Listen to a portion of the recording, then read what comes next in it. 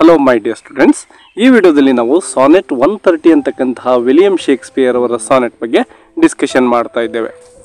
ನಿಮಗೆಲ್ಲ ಗೊತ್ತಿರೋ ಹಾಗೆ ಈ ಪ್ರಪಂಚದಲ್ಲಿ ಪ್ರತಿಯೊಬ್ಬ ವ್ಯಕ್ತಿಯು ಕೂಡ ತನ್ನ ಒಂದು ಪ್ರಿಯತಮೆಯನ್ನು ಕುರಿತು ಅನೇಕ ಹೊಗಳಿಕೆಯ ಮಾತುಗಳನ್ನು ಆಡ್ತಾರೆ. ಅದರ ಜೊತೆಗೆ ತಮ್ಮ ಒಂದು ಪ್ರಿಯತಮೆಯ ದೇಹದ ಅಂಗಗಳನ್ನು ಜಗತ್ತಲ್ಲಿರ್ತಕ್ಕಂತಹ ತುಂಬ ಬ್ಯೂಟಿಫುಲ್ ಆಗಿರ್ತಕ್ಕಂತಹ ಅನೇಕ ವಸ್ತುಗಳಿಗೆ ಕಂಪ್ಯಾರಿಸನ್ ಮಾಡ್ತಾರೆ. ಫಾರ್ ಎಕ್ಸಾಂಪಲ್, ಕನ್ನಡದಲ್ಲಿ ಇರ್ತಕ್ಕಂತಹ ಕೆಲವೊಂದಿಷ್ಟು ಸಾಂಗ್ಸ್ಗಳನ್ನು ನಾವು ಇಲ್ಲಿ ನೆನಪು ಮಾಡ್ಕೋಬಹುದು. ಫಾರ್ ಎಕ್ಸಾಂಪಲ್, ರವಿವರ್ಮನ ಕುಂಚದ ಕಲೆ ಬಲೆ ಸಾಕಾರವು ಅಂತಕ್ಕಂಥ ಹಾಡನ್ನು ಕೇಳಿರ್ಬೋದು. ಅದರ ಜೊತೆಗೆ ಕಣ್ಣೆರಡು ಕಮಲಗಳಂತೆ ಮುಂಗುರುಳು ಮೂಗುತಿಯಂತೆ ಈ ಸಾಂಗನ್ನು ಕೂಡ ಕೇಳಿದಿರಲ್ವಾ? ಏನಪ್ಪ ನಮ್ಮ ಸರ್ ಪಾಠ ಮಾಡೋದು ಬಿಟ್ಟು ಯಾವುದೋ ಕನ್ನಡ ಸಾಂಗ್ಸನ್ನು ಹೇಳ್ತಾ ಇದ್ದಾರೆ ಅಂತ ಅನ್ಕೋಬಿಡಿ. ಜಸ್ಟ್ ಯಾವ ರೀತಿ ಪ್ರತಿಯೊಬ್ಬ ಪ್ರಿಯತಮನು ಕೂಡ ತನ್ನ ಒಂದು ಪ್ರಿಯತಮೆಯನ್ನು ಯಾವ ರೀತಿ ಕಂಪ್ಯಾರಿಸನ್ ಮಾಡ್ತಾರೆ ಅನ್ನಲಿಕ್ಕೆ ಕೇವಲ ಎಕ್ಸಾಂಪಲ್ಸನ್ನು ಮಾತ್ರ ನಾನು ಇಲ್ಲಿ ಕೊಡ್ತಾ ಇದ್ದೇನೆ. ಇದೇ ರೀತಿಯ ಕಂಪ್ಯಾರಿಸನ್ಸ್ಗಳನ್ನು ಯೂಸ್ ಮಾಡಿಕೊಂಡು ನಮ್ಮ ವಿಲಿಯಂ ಶೇಕ್ಸ್ಪಿಯರ್ ಅವರು ತಮ್ಮ ಒಂದು ಪ್ರಿಯತಮೆಯನ್ನು ಈ ಒಂದು ಸಾಂಗಲ್ಲಿ ಹೊಗಳ್ತಾ ಇದ್ದಾರೆ. ಆದರೆ ನಮ್ಮ ಕವಿ ಈ ಒಂದು ಪೊಯಮಲ್ಲಿ ಬಳಸ್ತಕ್ಕಂತಹ ಒಂದು ಕಂಪ್ಯಾರಿಸನ್ಸ್ ಏನಿದಾವೋ ಅವು ತುಂಬ ಹಾಸ್ಯಭರಿತವಾಗಿದ್ದಾವೆ, ಅಥವಾ ನಾವು ಸಾರ್ಕ್ಯಾಸ್ಟಿಕ್ ಅಂತೇಳಿ ಇಂಗ್ಲೀಷ್ನಲ್ಲಿ ಹೇಳ್ತೇವೆ. ಅದರ ಜೊತೆಗೆ ನಾವು ಕನ್ನಡದಲ್ಲೇ ಹೇಳೋದಾದರೆ ವ್ಯಂಗ್ಯವಾಗಿ ಈ ಒಂದು ಹೋಲಿಕೆಯನ್ನು ಅವರು ಮಾಡ್ತಾ ಇದ್ದಾರೆ ಅಂತ ಹೇಳ್ಬೋದು. ನೋಡಿ, ಅವರು ಹೀಗೆ ವ್ಯಂಗ್ಯವಾಗಿರ್ತಕ್ಕಂಥ ಒಂದು ಹೋಲಿಕೆಗಳನ್ನು ಯಾಕೆ ಮಾಡ್ತಾ ಇದ್ದಾರೆ ಈ ಒಂದು ಪೊಯಮಲ್ಲಿ ಅಂತಕ್ಕಂಥದ್ದು ಬಹಳ ಮುಖ್ಯ ಆಗಿದೆ.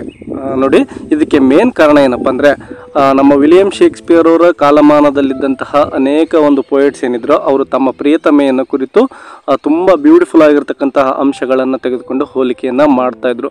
ಅವರು ಆ ರೀತಿ ಹೋಲಿಕೆ ಮಾಡ್ತಕ್ಕಂಥದ್ರಲ್ಲಿ ಸತ್ಯಕ್ಕಿಂತ ಸುಳ್ಳೆ ಜಾಸ್ತಿ ಇರ್ತಾ ಇತ್ತು. ಆದರೆ ನಮ್ಮ ಪೊಯೆಟ್ ಅಂತಹ ಒಂದು ಮಿಥ್ಯವನ್ನು ತನ್ನ ಒಂದು ಕಂಪ್ಯಾರಿಸನ್ನಲ್ಲಿ ಬಳಸಿಕೊಂಡು ಈ ಒಂದು ಪೊಯಮನ್ನು ರಚನೆ ಮಾಡಿಲ್ಲ. ಅದರ ಬದಲಾಗಿ ಸತ್ಯವನ್ನೇ ಅವರು ತೆಗೆದುಕೊಂಡು, ಅಂದರೆ ತಮ್ಮ ಒಂದು ಪ್ರಿಯತಮೆ ತುಂಬ ಸಿಂಪಲ್ ಆಗಿರ್ತಕ್ಕಂಥವಳು, ತುಂಬ ಸಿಂಪಲ್ ಬ್ಯೂಟಿ ಅನ್ನಲಿಕ್ಕೆ ಈ ಒಂದು ಪೊಯಮನ್ನು ರಚಿಸಿದ್ದಾರೆ. ಬನ್ನಿ ಈ ಒಂದು ಪೊಯಮನ್ನು ನಾವು ಲೈನ್ ಬೈ ಲೈನ್ ಡಿಸ್ಕಷನ್ ಮಾಡ್ತಾ ಹೋಗೋಣ. ಫಸ್ಟ್ ಲೈನ್ ನೋಡಿ, my mistress eyes are nothing like the sun. First ಅವರು ತಮ್ಮ ಒಂದು ಪ್ರಿಯತಮೆಯ ಕಣ್ಣುಗಳನ್ನು ಇಲ್ಲಿ ಹೋಲಿಕೆ ಮಾಡ್ತಕ್ಕಂಥದ್ದನ್ನು ನೋಡ್ಬೋದು. ಯಾವುದಕ್ಕೆ ಅವರು ಹೋಲಿಕೆ ಮಾಡ್ತಾ ಇದ್ದಾರೆ ನೋಡಿ, ಲೈಕ್ ದ ಸನ್ ಅಂದರೆ ಆ ಒಂದು ಸೂರ್ಯನ ಪ್ರಕಾಶಮಾನಕ್ಕೆ ಹೋಲಿಸ್ತಾ ಇದ್ದಾರೆ. ಅಂದರೆ ತಮ್ಮ ಒಂದು ಪ್ರಿಯತಮೆಯ ಕಣ್ಣುಗಳೇನಿದಾವೋ ಆರ್ ನಥಿಂಗ್. ನಥಿಂಗ್ ಅಂದರೆ ಕಂಪ್ಯಾರಿಸನ್ ಮಾಡಲಿಕ್ಕೆ ಆಗೋದಿಲ್ಲ. ಅಂದರೆ ಸೂರ್ಯ ಎಷ್ಟೊಂದು ಬ್ರೈಟ್ ಆಗಿರ್ತಾನೋ, ಪ್ರಕಾಶಮಾನವಾಗಿರ್ತಾನೋ, ಅಷ್ಟೊಂದು ತನ್ನ ಒಂದು ಪ್ರಿಯತಮೆಯ ಕಣ್ಣುಗಳು ಹೊಳೆಯೋದಿಲ್ಲ ಅಂಥೇಳಿ ನೆಗೆಟಿವ್ ಆಗಿನೇ ತಮ್ಮ ಒಂದು ಪ್ರಿಯತಮೆಯ ಕಣ್ಣುಗಳ ಬಗ್ಗೆ ನಮ್ಮ ಪೋಯೆಟ್ ಹೇಳ್ತಾ ಇದ್ದಾರೆ. ಇನ್ನು ಸೆಕೆಂಡ್ ಲೈನ್ ನೋಡಿ, coral is for more red than Har lips red. Coral ಅಂದರೆ ನಾವು ಕನ್ನಡದಲ್ಲಿ ಹವಳಗಳು ಅಂತೇಳಿ ಕರಿಬೋದು. ಆ ಹವಳಗಳೇನಿರ್ತವೋ ಅವುಗಳು ನನ್ನ ಒಂದು ಪ್ರಿಯತಮೆಯ ಲಿಪ್ಸ್ ಅಥವಾ ತುಟಿಗಳೇನಿದ್ದಾವೋ ಅವುಗಳಿಗಿಂತ ತುಂಬಾ ಕೆಂಪಾಗಿರ್ತವೆ. ಮೋರ್ ರೆಡ್ ಅಂದರೆ ಕಂಪೇರ್ ಮಾಡಲಿಕ್ಕೆ ಆ ಒಂದು ಕೋರಲ್ನ ಒಂದು ಕಲರ್ ಏನಿರುತ್ತೋ ಅದು ಪ್ರಿಯತಮೆಯ ತುಟಿಗಳಿಗಿಂತ ತುಂಬಾ ರೆಡ್ ಆಗಿರುತ್ತೆ. ಅಂದರೆ ಆ ತುಟಿಗಳು ಅಷ್ಟೊಂದು ರೆಡ್ ಆಗಿಲ್ಲ, ಕಲರ್ಫುಲ್ ಆಗಿಲ್ಲ ಅಂತೇಳಿ ತಮ್ಮ ಒಂದು ಪ್ರಿಯತಮೆಯ ತುಟಿಗಳನ್ನು ಇಲ್ಲಿ ಕಂಪ್ಯಾರಿಸನ್ ಮಾಡ್ತಾ ಇದ್ದಾರೆ. ಇನ್ನು ಥರ್ಡ್ ಲೈನ್ ನೋಡಿ, if snow be white why then her breasts are dun. ನೋಡಿ, ಇಲ್ಲಿ ತಮ್ಮ ಒಂದು ಪ್ರಿಯತಮೆಯ ಎದೆಯ ಭಾಗದ ಒಂದು ಬಣ್ಣವನ್ನು ಕಂಪ್ಯಾರಿಸನ್ ಮಾಡ್ತಾರೆ. ನಮಗೆಲ್ಲ ಗೊತ್ತಿರೋ ಹಾಗೆ ಈ ಒಂದು ಸ್ನೋ ಅಥವಾ ಹಿಮ ಅಂತ ಏನು ಕರಿತೀವೋ ಅದು ತುಂಬ ಬಿಳುಪಾಗಿರ್ತಕ್ಕಂತಹ ಒಂದು ಬಣ್ಣವನ್ನು ಹೊಂದಿರುತ್ತೆ, ನೋಡಲಿಕ್ಕೆ ಬ್ಯೂಟಿಫುಲ್ ಅಂತೇಳಿ ನಾವು ಅಂದ್ಕೊಳ್ತೇವೆ. ಆದರೆ ಈ ಒಂದು ಹುಡುಗಿ ಅಂದರೆ ತಮ್ಮ ಒಂದು ಪ್ರಿಯತಮೆ ಏನಿದ್ಲಲ್ವ ಅವಳ ಒಂದು ಎದೆಯ ಬಣ್ಣ ಯಾವ ರೀತಿ ಇದೆ ಅಂದರೆ ಡನ್ ಕಲರ್. ಡನ್ ಅಂದರೆ ನಾವು ಬ್ರೌನ್ ಅಥವಾ ಕಂದು ಕಲರ್ ಅಂತೇಳಿ ನಾವು ಹೇಳ್ಬೋದು. ಆ ರೀತಿಯಾಗಿರ್ತಕ್ಕಂತಹ ಕಂದು ಬಣ್ಣದ ಚರ್ಮವನ್ನು ತನ್ನ ಒಂದು ಪ್ರಿಯತಮೆ ಹೊಂದಿದ್ದಾಳೆ. ನೋಡಲಿಕ್ಕೆ ಅಷ್ಟೊಂದು ಬಿಳುಪಾದಂತಹ ಒಂದು ಚರ್ಮವನ್ನು ಅವಳು ಹೊಂದಿಲ್ಲ ಅಂಥೇಳಿ ನೆಗೆಟಿವ್ ಆಗಿನೇ ತಮ್ಮ ಒಂದು ಪ್ರಿಯತಮೆಯ ಒಂದು ಏನು ಚರ್ಮದ ಕಲರ್ ಇತ್ತಲ್ವ ಅದನ್ನು ಕಂಪೇರ್ ಮಾಡ್ತಾ ಇದ್ದಾರೆ. ಇನ್ನು ನೆಕ್ಸ್ಟ್ ಲೈನ್ ನೋಡಿ, if hairs be wires black wires grow on her head. ನೋಡಿ, ಆ ಒಂದು ಪ್ರಿಯತಮೆಯ ಕೂದಲುಗಳೇನಿದ್ವೋ ಅವುಗಳನ್ನು ವಯರ್ಗೆ ಹೋಲಿಸ್ತಾ ಇದ್ದಾರೆ ಅಥವಾ ಕೇಬಲ್ಸ್ಗೆ ಹೋಲಿಸ್ತಾ ಇದ್ದಾರೆ. ಅಂದರೆ ನಾವು ರೇಷ್ಮೆಯಂತಹ ಕೂದಲುಗಳು ಅಂಥೇಳಿ ಕಂಪ್ಯಾರಿಸನ್ ಮಾಡೋದನ್ನು ನೋಡಿದ್ದೇವೆ. ಆದರೆ ನಮ್ಮ ಪೊಯೆಟ್ ಮಾತ್ರ ತಮ್ಮ ಒಂದು ಪ್ರಿಯತಮೆಯ ಕೂದಲುಗಳನ್ನು ಕೇಬಲ್ಸ್ ಅಥವಾ ವಯರ್ಸ್ಗೆ ಕಂಪ್ಯಾರಿಸನ್ ಮಾಡ್ತಾ ಇದ್ದಾರೆ. ಅವು ಯಾವ ಕಲರ್ನ ಒಂದು ವಯರ್ ನೋಡಿ, black wires grow on her head. ಅಂದರೆ ತನ್ನ ಆ ಪ್ರಿಯತಮೆಯ ಒಂದು ತಲೆಯ ಮೇಲೆ ಈ ಒಂದು ಬ್ಲ್ಯಾಕ್ ವಯರ್ಸ್ಗಳು ಬೆಳೆದಿದ್ದಾವೆ ಅಂಥೇಳಿ ಅವರು ಆ ಒಂದು ಪ್ರಿಯತಮೆಯ ಕೂದಲುಗಳನ್ನು ಕುರಿತು ಹೇಳ್ತಾ ಇದ್ದಾರೆ. ಇನ್ನು ಸೆಕೆಂಡ್ ಸ್ಟಾಂಜವನ್ನು ನೋಡಿ, I have seen roses damasked red and white but no such roses see I in her cheeks. ನೋಡಿ, ತಮ್ಮ ಒಂದು ಪ್ರಿಯತಮೆಯ ಚೀಕ್ಸ್ ಅಥವಾ ಕೆನ್ನೆಗಳನ್ನು ಯಾವ ರೀತಿ ಕಂಪ್ಯಾರಿಸನ್ ಮಾಡ್ತಾ ಇದ್ದಾರೆ. ಇಲ್ಲಿ ರೋಜಸ್ಗಳು ಯಾವೆಲ್ಲ ಕಲರ್ಗಳನ್ನು ಹೊಂದಿರ್ತವೆ, ಅನೇಕ ಕಲರ್ಗಳಲ್ಲಿ ಈ ರೋಜಸ್ಗಳನ್ನು ನಾವು ನೋಡ್ಬೋದು. ರೆಡ್ ಅಥವಾ ವೈಟ್ ಕಲರ್ ಇರ್ತಕ್ಕಂತಹ ರೋಜಸ್ಗಳನ್ನು ನಾವು ಕಾಮನ್ ಆಗಿ ನೋಡಿರ್ತೇವೆ. ಮತ್ತು ಅವು ನೋಡಲಿಕ್ಕೆ ತುಂಬ ಬ್ಯೂಟಿಫುಲ್ ಆಗಿರ್ತವೆ. ಬಟ್ ತಮ್ಮ ಒಂದು ಪ್ರಿಯತಮೆಯ ಒಂದು ಏನು ಕೆನ್ನೆಗಳಿದ್ವೋ ಅವುಗಳು ಆ ರೀತಿಯಾಗಿರ್ತಕ್ಕಂತಹ ರೋಸ್ ಕಲರಲ್ಲಿ ಇಲ್ಲ, ಅಷ್ಟೊಂದು ಬ್ಯೂಟಿಫುಲ್ ಆಗಿ ಇಲ್ಲ ಅವು ಅಂತೇಳಿ ಹೇಳ್ತಾ ಇದ್ದಾರೆ. ಅಂದರೆ ತಮ್ಮ ಒಂದು ಪ್ರಿಯತಮೆಯ ಕೆನ್ನೆಗಳೇನಿದಾವೋ ಅವು ಕಾಮನ್ ಆಗಿರ್ತಕ್ಕಂತಹ ಕೆನ್ನೆಗಳಿದ್ದಾವೆ, ಯಾವುದೇ ಒಂದು ಸ್ಪೆಷಲ್ ಕ್ವಾಲಿಟಿ ಆ ಒಂದು ಪ್ರಿಯತಮೆಯ ಕೆನ್ನೆಯಲ್ಲಿ ಇಲ್ಲ ಅಂತೇಳಿ ಅವರು ಹೇಳ್ತಾ ಇದ್ದಾರೆ. ಇನ್ನು ನೆಕ್ಸ್ಟ್ ಲೈನ್ ನೋಡಿ, and in some perfumes is there more delight than in the breath that from my mistress reeks. Yes, ಇಲ್ಲಿ ನೋಡಿ ನಮ್ಮ ಪೋಯೆಟ್ ಏನು ಮಾಡ್ತಿದ್ದಾರೆ ಇಲ್ಲಿ ಅಂದರೆ ತಮ್ಮ ಒಂದು ಪ್ರಿಯತಮೆಯ ಬ್ರೆತ್ ಅಥವಾ ಉಸಿರಾಟವನ್ನು ಯಾವುದರ ಜೊತೆ ಕಂಪ್ಯಾರಿಸನ್ ಮಾಡ್ತಾ ಇದ್ದಾರೆ ನೋಡಿ. ಅವಳ ಒಂದು ಉಸಿರಾಟವನ್ನು ಒಂದು ಪರ್ಫ್ಯೂಮ್ಸ್ ಜೊತೆ ಕಂಪೇರ್ ಮಾಡ್ತಾ ಇದ್ದಾರೆ. ಒಂದು ಪರ್ಫ್ಯೂಮ್ನ ಸ್ಮೆಲ್ ಏನಿರುತ್ತೋ ಅದು ತುಂಬ ಡಿಲೈಟ್ಫುಲ್ ಆಗಿರುತ್ತೆ ನನ್ನ ಒಂದು ಪ್ರಿಯತಮೆಯ ಉಸಿರಾಟಕ್ಕಿಂತ ಅಂತೇಳಿ ಅವರು ಈ ಲೈನ್ಸ್ಗಳಲ್ಲಿ ಹೇಳ್ತಾ ಇದ್ದಾರೆ. ಅಂದರೆ ಅವಳ ಒಂದು ಉಸಿರಾಟ ಏನಿರುತ್ತೋ ಅದು ಅಷ್ಟೊಂದು ಚೆನ್ನಾಗಿರೋದಿಲ್ಲ, ಅದ್ರ ಬದಲಾಗಿ ಪರ್ಫ್ಯೂಮ್ ಏನಿರುತ್ತಲ್ವ ಅದೇ ಚೆನ್ನಾಗಿದೆ, ಉತ್ತಮವಾಗಿದೆ ಅಂತೇಳಿ ತಮ್ಮ ಒಂದು ಪ್ರಿಯತಮೆಯ ಒಂದು ಉಸಿರಾಟದ ಬಗ್ಗೆ ವ್ಯಂಗ್ಯವನ್ನು ಅವರು ಇಲ್ಲಿ ಮಾಡ್ತಾ ಇದ್ದಾರೆ.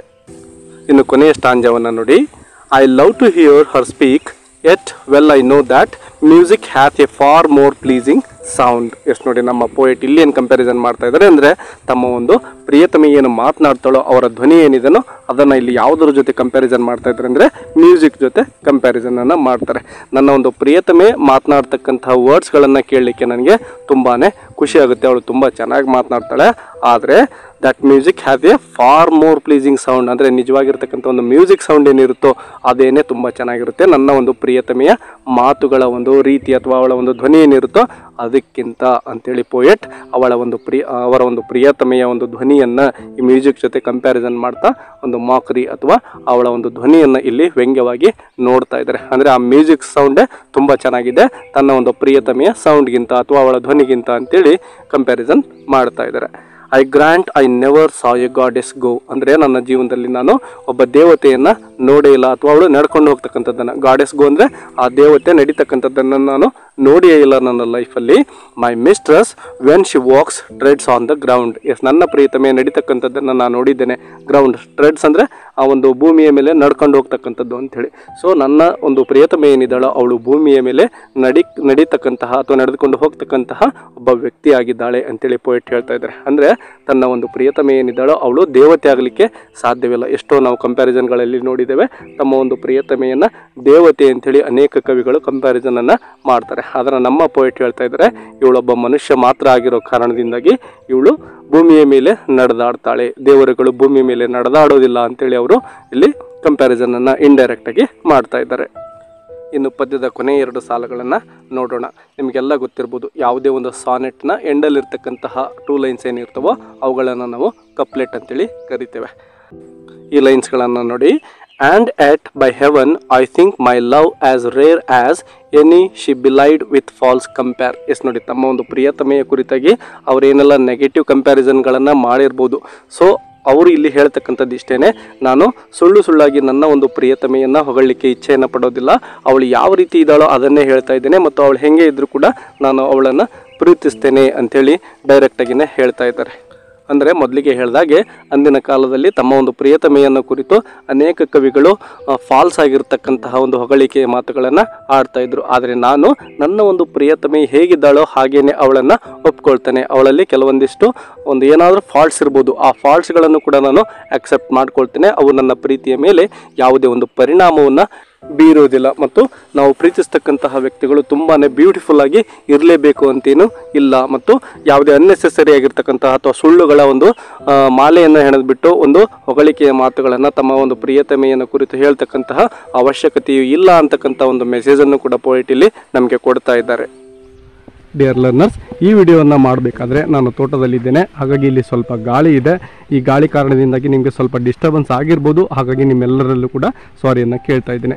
ಈ ವಿಡಿಯೋ ನಿಮಗೆ ಹೆಲ್ಪ್ ಆಗಿದ್ದರೆ ಒಂದು ಲೈಕ್ ಕೊಡೋದನ್ನು ಮರಿಬೇಡಿ. ಇದೇ ರೀತಿ ಇಂಗ್ಲೀಷ್ ಲೆಸನ್ಸ್ಗಳನ್ನು ನೀವು ಕನ್ನಡದಲ್ಲೇ ಸುಲಭವಾಗಿ ಕಲಿಬೇಕು ಅಂದರೆ ನಮ್ಮ ಚಾನಲನ್ನು ಸಬ್ಸ್ಕ್ರೈಬ್ ಮಾಡ್ಕೊಳ್ಳಿ ಅಂತ ಹೇಳ್ತಾ ಈ ವಿಡಿಯೋವನ್ನು ಇಲ್ಲಿಗೆ ಮುಗಿಸೋಣ.